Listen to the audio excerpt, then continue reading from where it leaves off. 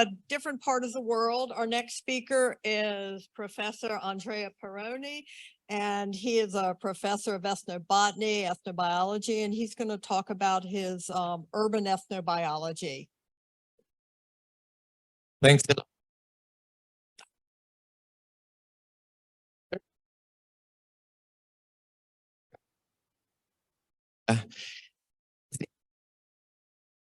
Congress and it be I hope okay, perfect. Of course, it's difficult to talk after this very beautiful presentation and after this very touching presentation. I will try to do my best. My topic, Cassandra gave to me and the societies was urban ethnobiology. Actually, a topic I don't not touch too much, and I have not touched too much in the last years, but a very promising one, in my opinion. Cobwebs of people's ideas, biotas. First of all, however, I would like to spend these 30 seconds to a colleague of ours, a young ethnobotanist who 34 days ago was killed by Talibans at the border between Pakistan and Afghanistan. Syed was incredibly devoted to the work with communities. That's why he also worked in a radicalized area of Pakistan, he being Shia Muslim and working with this radicalized group of Sunni Muslims, most probably the sons of the same people he worked with in the last 3 years, killed him together with other 6 teachers in the village of Tari Mangal. I say that because I think we need to pay a tribute to those in the world that they risk their life for working with communities and especially working with minorities. Thanks, Syed. We will never forget you. The first time I have heard about the possibility of interesting insights coming from the urban ethnobiology was 23 years ago. I was conducting field research in southern Italy, and I met an old man who was actually an incredible forager and talked to me also about the foraging customs he was able to practice when he migrated to Germany. He back migrated, of course, later on, and told me that actually it was very important for them, for the South Italians in Germany, to continue to actively practice foraging in the context of migration. And this was, of course, biased by the autochthonous locals because these traditions most probably in south of Germany already died many years before. So the cobweb of foraging is not much what we may say sometimes in fancy shops in downtown of many cities, ethno and whatever, but it's a cobweb made by many peoples and by many environments. This is just 200 meters from my house, and it's a normal Sunday. We have friends from Turkey and Kurdish friends practicing barbecuing. Beyond the trees, there are home gardens, and then, of course, beyond the home gardens, there are flats having balconies, having pets, having birds. The urban ethnobiology so far has concentrated on the 2 blue groups on the right. We have a few works on food practices, migrant cuisine, of course, domestic remedies, but not much on the aesthetic values of biotas, not much on hunting in the cities, very interesting topic at the moment, practiced especially, but not exclusively by newcomers, pets, beekeeping, urban beekeeping, wildlife caring. The whole area of leisure is a kind of black spot, I think, in urban ethnobiology, largely in most of the research. the issue of access to parks, which is very different in different parts of the world and even in different regions and in different cities. The access to the possibility of barbecuing without being disturbed by the local police, listening to birds, not to talk about the ritual uses, the cemetery flowers, or as one friend of us, Polish anthropologist, suggested many years ago, research also on plastic flowers in cemeteries, which may be different according to different customs and to different ideas of beauty. In the last years, we have had an increase, of course, of research on urban ethnobiology, but is not exhaustive, this picture, because actually most of these works do not go under the tag urban ethnobiology. There are many works done by urban specialists, for example, smart city specialists, specialists of sustainable chains in the city, which address actually ethnobiological questions. I have worked so far only on a tiny bit of this cobweb, which is the topic of migrants' remedies. Migrants are important in our cities because we can practice every day, not only research, but I would say inclusive life, or we can attempt to build inclusive lives and networks. The first question we started many years ago was, how do migrants rearrange their medicinal local ecological knowledge after migration? And we took the example of the Turkish community in Germany, and we could see a lot of plants still used most of the time within the domestic arena, most of the time not landing in the public space for different aims. Also, peculiar plant, I quote here Peganum armala. We have just heard a wonderful talk on the psychoactive plants in South Africa. Peganum armala is a very spread ritual plant in the Middle East and among Middle Eastern diaspora, most often sold under the counter and most often also representing a wonderful mean against bad influences. I received this necklace, big one, not this version, by Professor Yunus Doğan, who passed away 2 years ago from Turkey, an incredible ethnobotanist. And actually, I have to say, it works pretty well if you are in an environment where you feel you may need some protection. Most of these plants are traveling plants, as of course the path-breaking work of Michael Balick and Ina van den Broek showed us many years ago. Are traveling plants. They are, however, also at the center of economic networks, because some of these plants are sold, are traded via ethno shops, what we call ethno shops. They are sold in public space, sometimes in an open way, sometimes under the counter. And this is a very important element that influence the resilience of this original local ecological knowledge. However, this is not the only reason according to which most probably our newcomer friends continue using medicinal plants. Of course, there are many substitutions, transformations of the meaning and so on.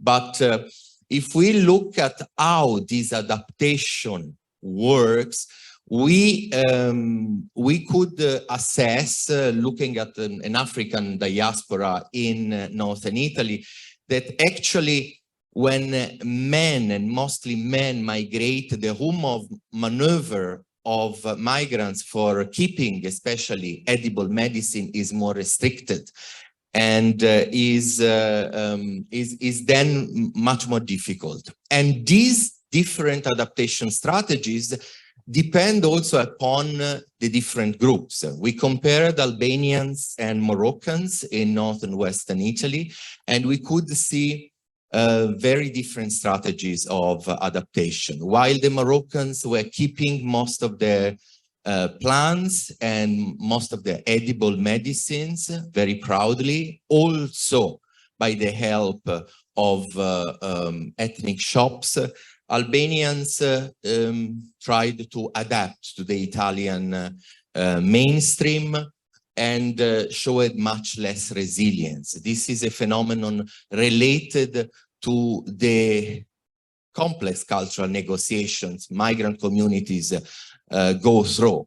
It's not just a problem of accessibility to specific original resources, because most Moroccan ingredients and Albanian ingredients can come to Italy pretty easily. Albanians went through an adaptation process that sociologists define as a social mimicry, very often pretending to be Italians in most of the other European countries. I think if you have ever experienced a beautiful Italian restaurant in London or in New York, most possibly many times is not run by Italians anymore, but by Albanians.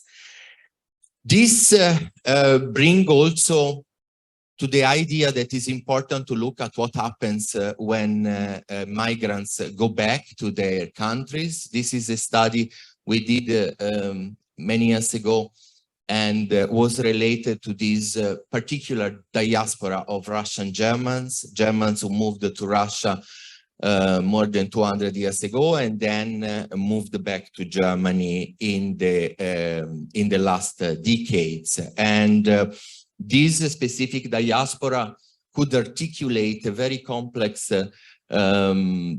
local ecological knowledge, not complex in terms of the number of items, but in terms of the mixture between original elements and also elements coming from the Russian and Central Asian milieu. And actually, the very interesting point in back migration, at least in this study, was to see that migrants can work a lot in the issue of representation. They can even change their representation and discourse considering the context in which they are. This is a kind of room of maneuver that most of normal migrants do not have. In one word, there are code of powers which are very much also connected to these negotiations. And of course, this does not only match the issue of back migrants, but of different migrant communities who may have different kind of power code to negotiate with the majority groups in the country. And also, of course, these depend upon the policies. The policies are, of course, something we all are allergic against, but the political and economical frame strongly influence the cultural negotiation of migrants, their representation. Of course, the policies also in the field of public nutrition and health, especially the point of access to health center, is very important in shaping more or less the resilience of edible medicines within the domestic arena and the social mobility. We could observe in Europe, this is very impressionistic, we do not have statistical data, but a clear change after September 11. The idea of strengthening the original identity is much, much stronger now after September 11, still among Muslim communities, for example.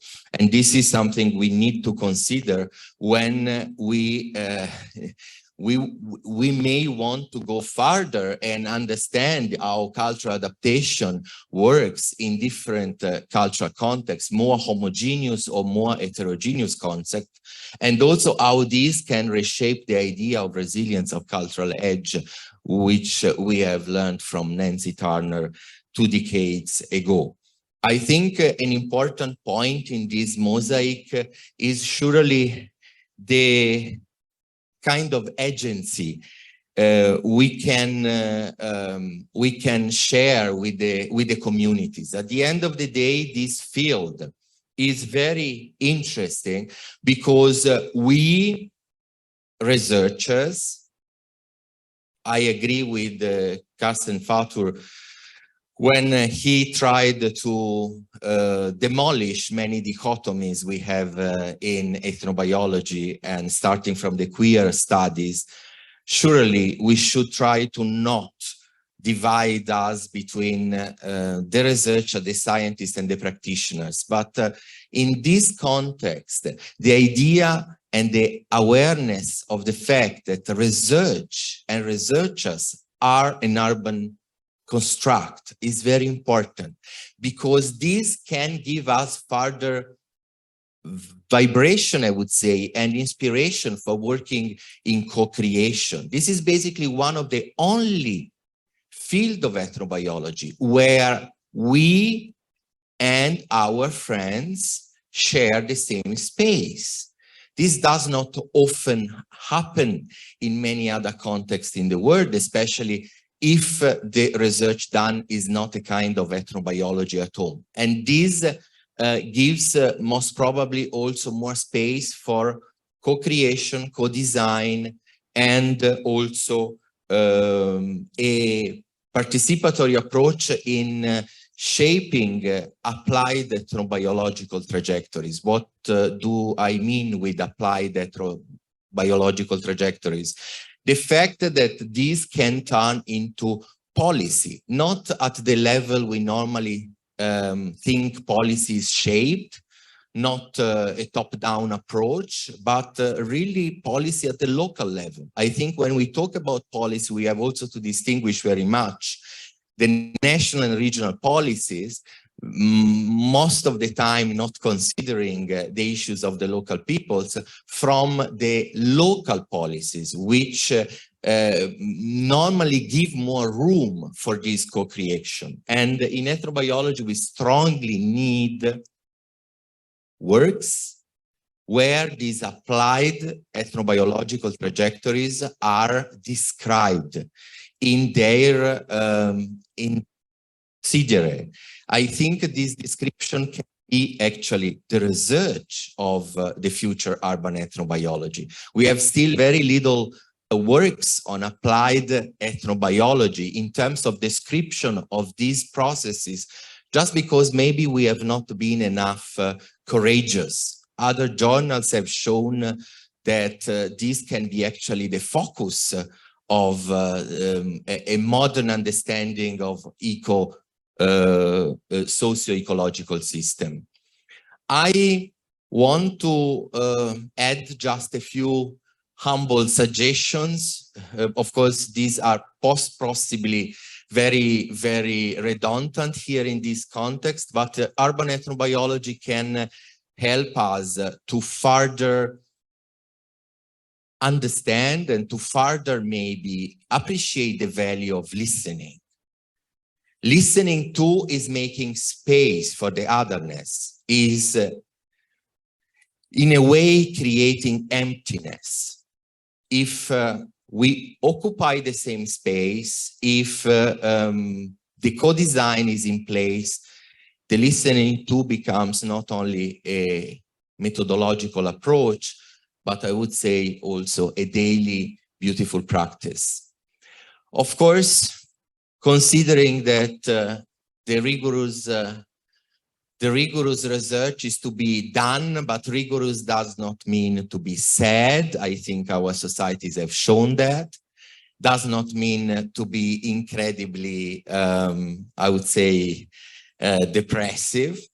Smiling is crucial, never forgetting we are privileged, as the tragic end of our friend Sayed showed us, and always sharing. The urban space is a space for sharing. And of course, sharing is the key word nowadays. But I would like to remind you, maybe, of course, you know already, that sharing in science was very much addressed by our unforgettable colleague, David Graeber, professor of anthropology at the London School of Economics, who passed away 2 years ago unexpectedly during COVID in Venice. Sharing is not about morality, is not about only an imperative duty, but it's about pleasure. And the most pleasurable activities we do involve sharing. We may not agree on these activities, but this is his quotation: music, food, gossip, drama, drugs, and beds. Thanks a lot. I am all ears to your questions or comments.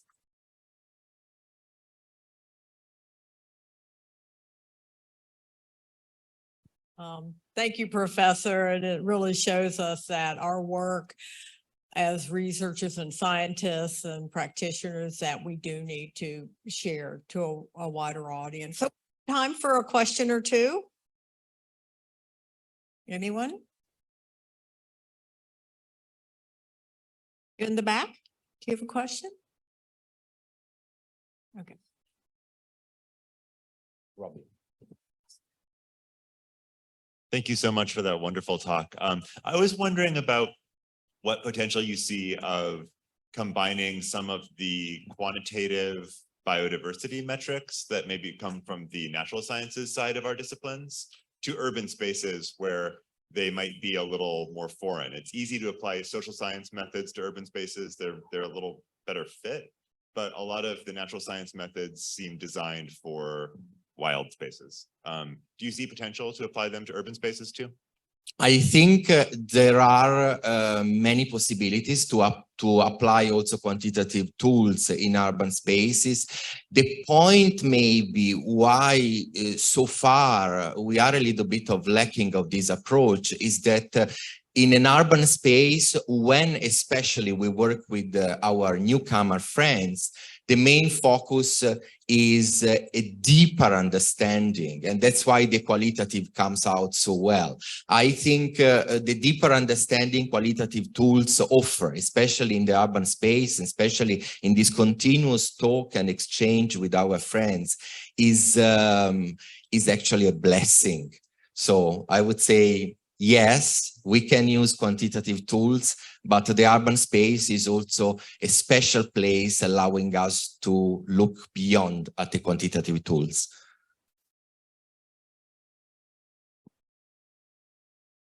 Okay, thank you. Okay, great. We were just talking about dog walking and all of the different quantitative things that you might be able to merge social science and ecological methods there with respect to dogs as predators, herding animals about rabbits, squirrels, and birds, or depositing nitrogen in different ways. What I think is exciting here about the call is to pay attention to things that we might view as banal and instead make them special. So I want to thank you for that. And if you've got any dog walking suggestions, or if there's any students who want to come hang out with us on that, let us know. Well, I think in the relationships we have with animals in the urban space, we come also very easily to disputable different trajectories. I give you just a very, very stupid example. In the same park I showed where I live, there are many dog walkers in the morning, but when the first friends from Turkey appear with their barbecuing tools, the dog is better they disappear, honestly. So there are also conflicts, and I think it's beautiful to have conflicts. There was a beautiful talks about birds in New York City. I would like to know more about the different perceptions of the communities regarding these beautiful birds, because coming from a South Italian community, by let's say by biographical roots and so on, I would suggest that maybe South Italians are very happy to see these birds grilled and eaten with polenta. So animals are very, very much also bringing a lot of possible divergent perceptions, but this is the beauty of the city, I would say. So pertinent to the topic of grilled birds, I was just curious if you would say more about urban hunting. You hinted a little bit at that.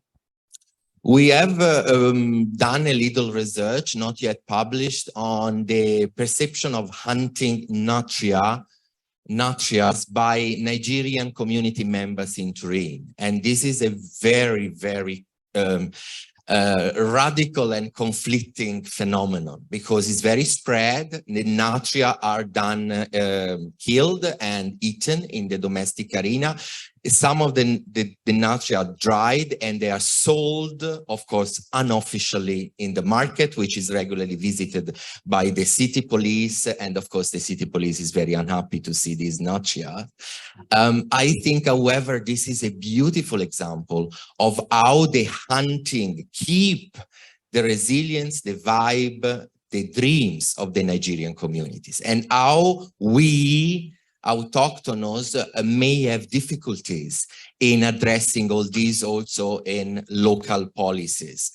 There are divergent ideas about hunting in the urban arena, but the best way to do is possibly to let emerge these discrepancies and to find a nice way to discuss about that all together. Thank you very much.